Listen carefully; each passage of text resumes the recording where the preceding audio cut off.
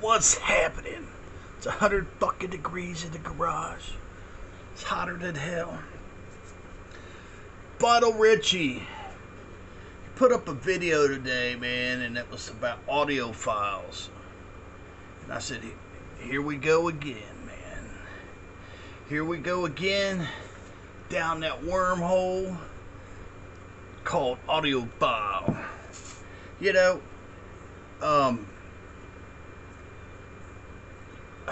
I need to talk about this, man. We have to talk.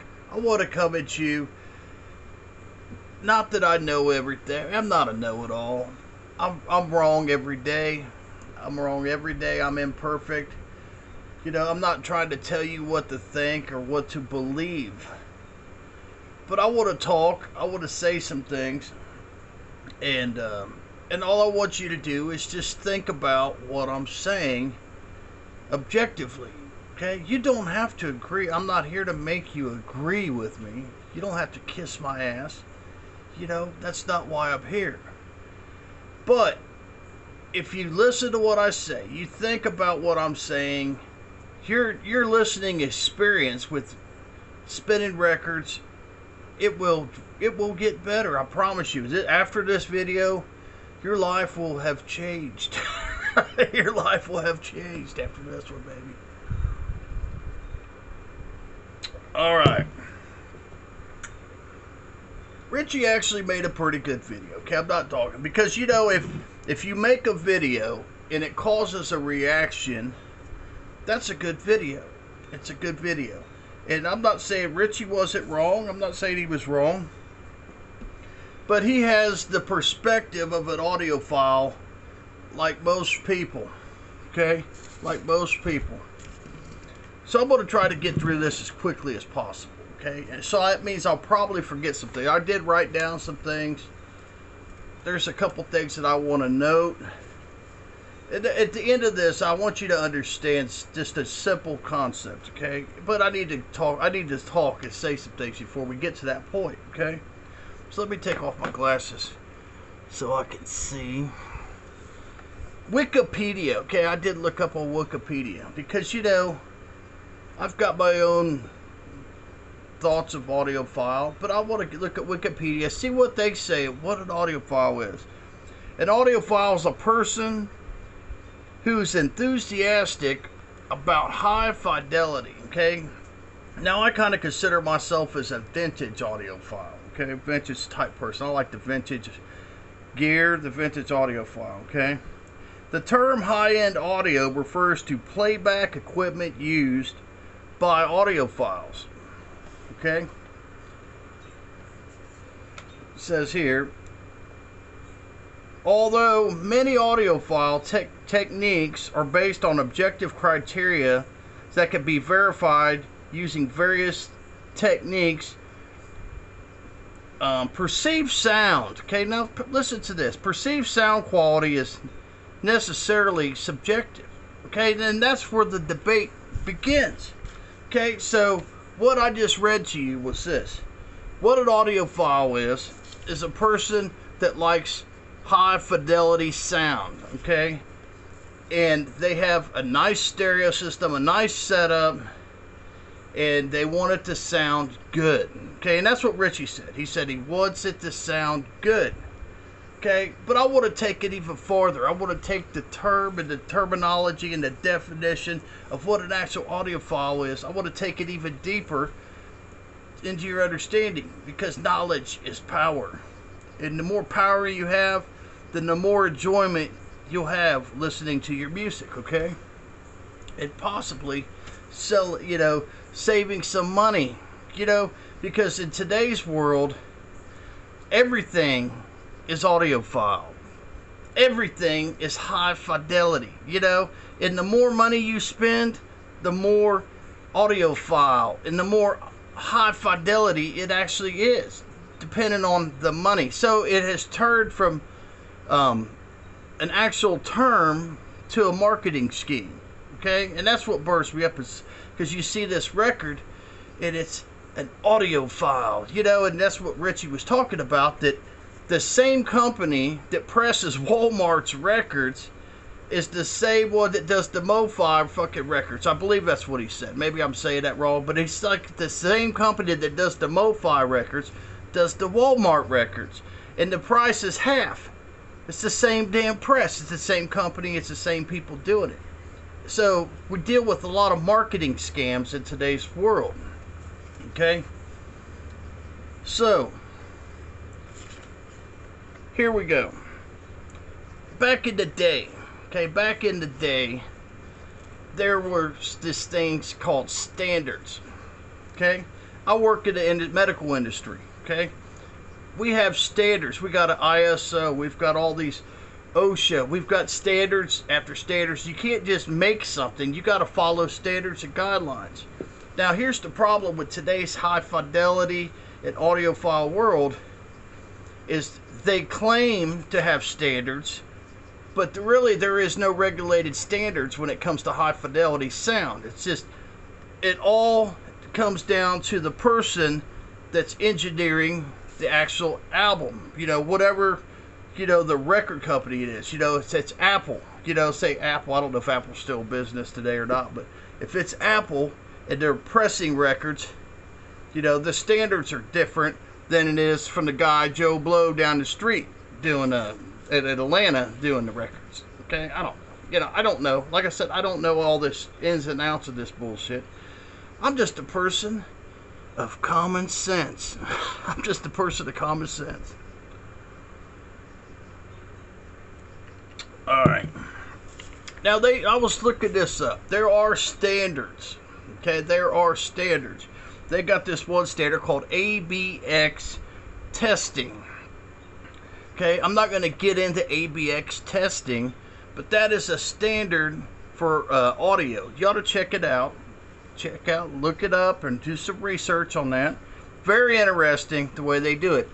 Basically, they're comparing A sample compared to B sample, and then they throw in another sample, which is X. Okay, I'm not going to get into all that. And they derive an audio standard with that. It's very interesting. Okay, and then there's the pseudo-scientific. Of course, you got to have the scientific standards. Okay, pseudo-scientific, and there's other standards as well. But there are different types of standards, but there are no types of regulated standards. Okay, regulated standards that you need in the audiophile world. Okay. Back in the day, you know, back in the 70s, there was more regulations. Okay, the world was a different place. We lived it. You know, I was born in '74, so I kind of lived in the 70s. But the world was a different place. You know, people, you know, they believed in getting up and going to work. They believed in coming home and sitting down at the table in the evenings and having dinner with the family. You know, today, let me tell you, today it's a different world. We live in a different world, and that's what I'm saying. It's the same common sense concept.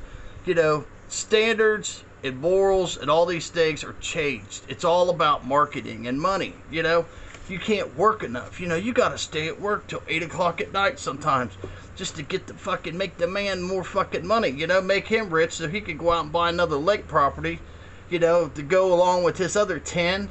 Buy him a helicopter, some airplanes and shit like that. You know, he doesn't give a fuck about people. You know, he doesn't want you sitting with your family. He doesn't want you fucking having a good life. No, he wants you making him money, because that's the world we live in. That's the world we live in, man. Anyway, most people think that being an audiophile just means that it sounds good. Okay, and that's another thing. It's like, what is a good sound? You know? Now, if there's no standards, and you got all these different types of people, they're fudging around, they're changing the sound left and right with the record. One person goes, man, that's the best sounding record I ever had. But it really didn't sound like the original recording, because somebody was taking the fucking EQs and they were jacking it all up. You know, and that's a lot of the things that they do. You know, and they do that with stereo equipment too. You know, Marantz stereos, like the 2200 series Marantzes back in the 70s. They started fluffing up the damn sound. They started adding different things and fluffing the damn sound up.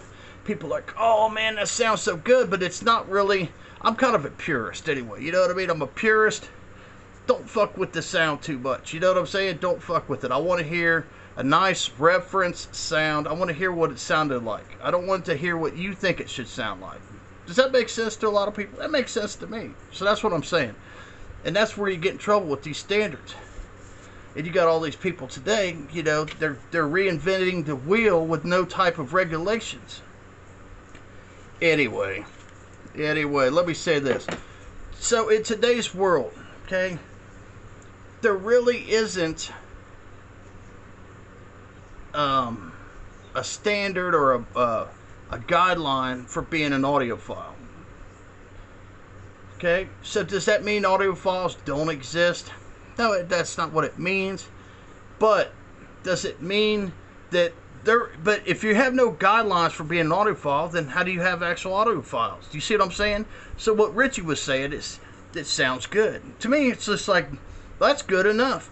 You know, if they're all the standards are God, and you like the sound, then that's good enough. You know what I'm saying?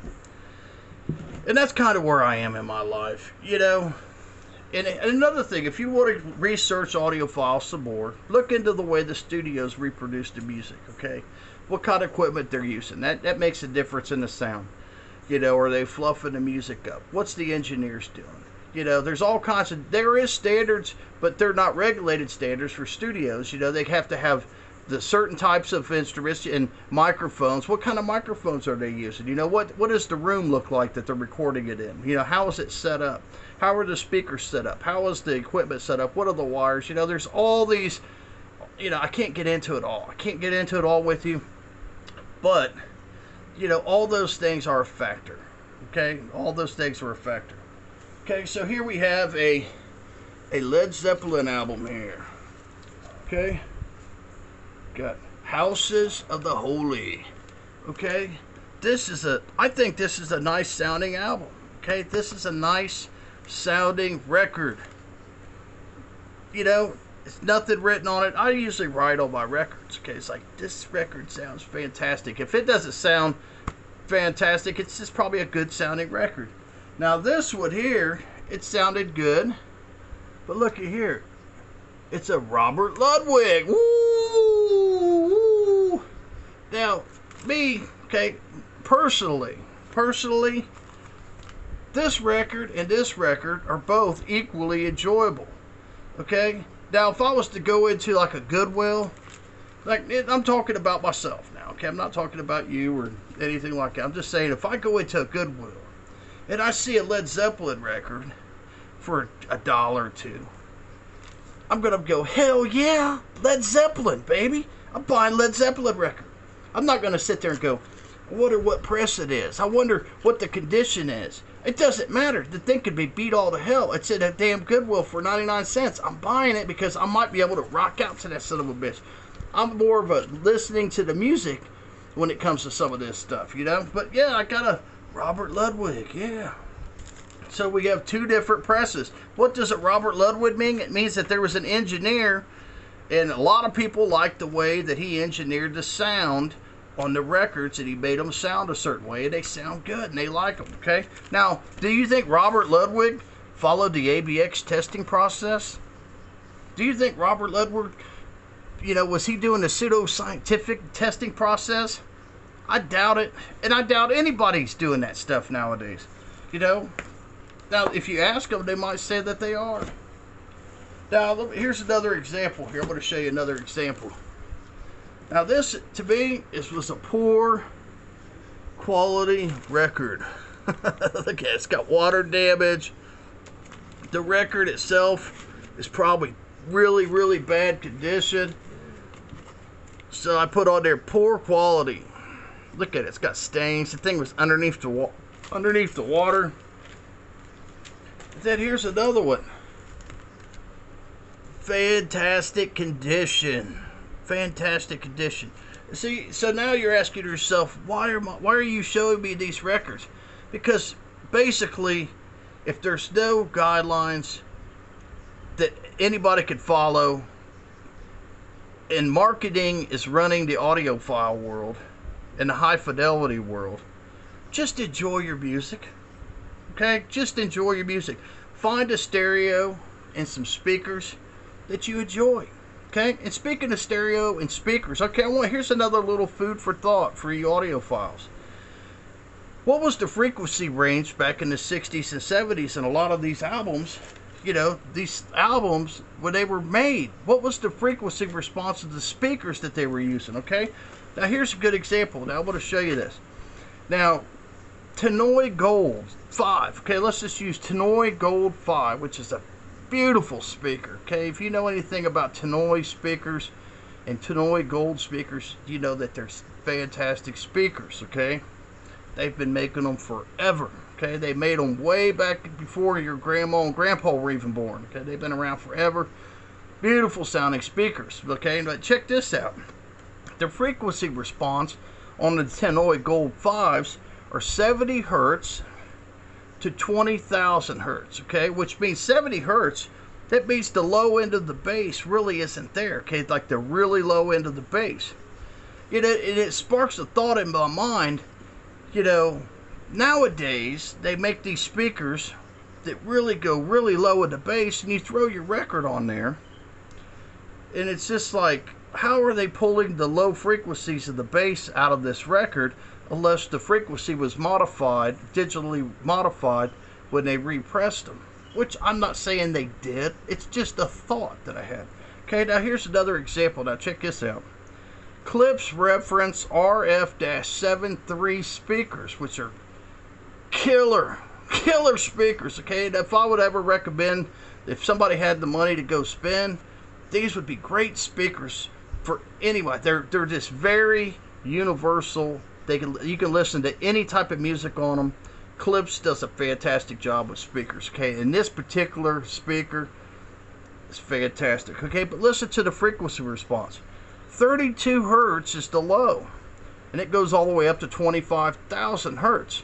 So 32 hertz, I mean, your ear probably can't even pick up 32 hertz. It's so low.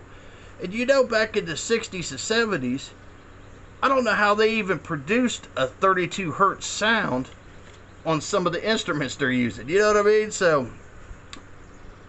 it depends on what kind of music you listen to. If you like rap music or reggae music, they get low hertz on that, on those types of music. So a lot of times your speakers, it all depends on what kind of music you like listening to. I like listening to everything, so I have all kinds of different speakers. So anyway, I'm babbling and rambling and talking about different things, and basically what I want you to do is don't worry about spending a lot of money on a Robert Ludwig. Okay, don't worry about going out spending a lot of money on a Robert Ludwig. Here's what you need to worry about. You need to worry about enjoying your music. Okay, and it doesn't matter if you have it set up like a studio, and if that's what you want to do, go for it. You could do that. But me personally, I just want to listen to the music. I want to spin it, man. I want to hear the crackles and the pops. I want to be absorbed into the moment, man, and I want to relax. You know what I mean? I don't want to get all worked up. I want to relax and listen to music, and that's what it's all about, baby. It's all about listening to music. That's what Brother Brian's got for you. I know this is kind of a long-winded one. Vonna Richie got me all fired up talking about being an audiophile. And there's just so much to being an audiophile. I think there should be more standards and regulations. If everybody followed the standards and regulations more and they understood these things, the different ways, the way they produce things and reproduce things, and what it actually means and how it affects your life, then you'd probably save a lot of money. You'd probably save a lot of money, because there's a lot of, these clips reference speakers, they're not cheap. They're very expensive, but they're a hell of a lot cheaper than some of these Tannoys and stuff like that. Knowledge is power, baby. Brother Brian's out of here. Hope you guys have a good rest of your week. Stay cool, baby. I'm out of here. Peace.